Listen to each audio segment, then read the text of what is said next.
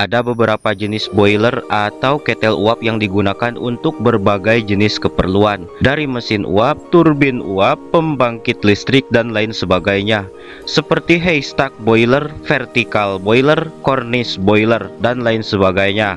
Di sini kita akan bahas beberapa komponen boiler jenis lokomotif dengan sederhana. Whistle, safety valve, ampere injector, flyball, saya tidak akan bahas semua itu. Dan umumnya lokomotif menggunakan boiler lay down atau posisi terbaring. Namun ada juga yang menggunakan vertikal atau tegak, berdirilah. Bahan yang digunakan untuk tabung boiler adalah jenis baja bang. Namun ada juga yang menggunakan kuningan kak. Firebox. Firebox adalah tungku atau ruang pembakaran, di mana kayu dan batu bara dimasukkan pada ruang tersebut.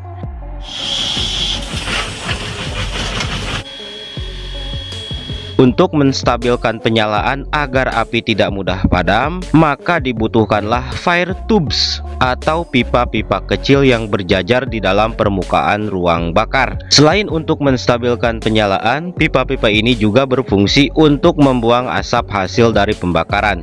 Karena seperti yang kita tahu, api yang menyala dan menggedur-gedur di dalam ruangan dengan kepulan asap akan membuat api tersebut padam. Jadi pipa-pipa ini fungsinya untuk membuang asap dari sisa pembakaran. Sebenarnya kalau dijabarkan ada 3 fungsi bang. Pertama, membuang asap. Kedua, menstabilkan penyalaan. Ketiga, menghantar udara panas api karena pipa-pipa ini menjulur di tengah air. Untuk panjangnya menjulur dari permukaan dalam ruang api sampai smoke box. Smoke box adalah ruang di mana kepulan asap hasil pembakaran yang melalui pipa-pipa, yaitu terkumpal pada smoke box. Smoke box ini yang disebut sebagai kepala boiler atau bagian depan boiler. Pada bagian depan atau smoke box ini memiliki pintu yang salah satunya berfungsi agar mudah untuk membersihkan tubes atau pipa-pipa kecil jalur asap agar tidak tersumbat. Setelah kepulan asap mengumpal pada smoke box, kemudian asap tersebut terbuang melalui chimney atau cerobong. Fungsi cerobong selain untuk membuang asap juga sekaligus membuang uap dari mesin, katakanlah knalpot. Itulah mengapa ketika lokomotif sedang melaju, asap yang terbuang pada cerobong itu kayak tertiup atau terhempas berjeda-jeda. Nah, itu adalah hempasan pembuangan uap dari mesin bang.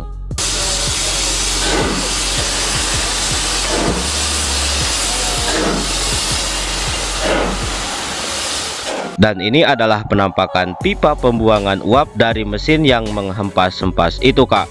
Untuk cara kerja api yang menggedur-gedur dalam firebox akan memanaskan air dan menghasilkan kepulan uap yang kemudian ditahan dan ditampung sehingga menghasilkan tekanan tinggi.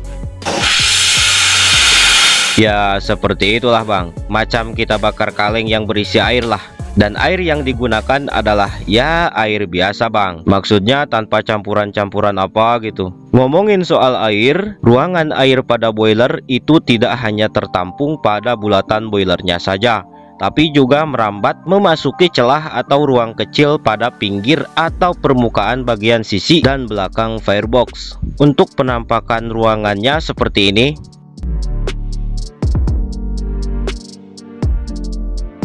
Intinya pembakaran pada ruang bakar tidak hanya sebatas ruang saja, tapi ruang tersebut juga memiliki celah air yang mengelilingi ruang pembakaran. Jadi walaupun pembakarannya di belakang, tetap saja membakar atau memanaskan air di sekelilingnya. Dulu saya pernah buat boiler jenis lokomotif seperti firebox, pipa-pipa kecil, ruang air pada firebox, namun sayangnya gagal. Gagalnya itu bukan karena komponen bahan, tapi karena pada saat proses pengelasan terlalu banyak bocor. Akhirnya gagal. Padahal pengapian sudah keren pak. Seandainya waktu itu berhasil, mungkin sudah ditampilkan di YouTube lah.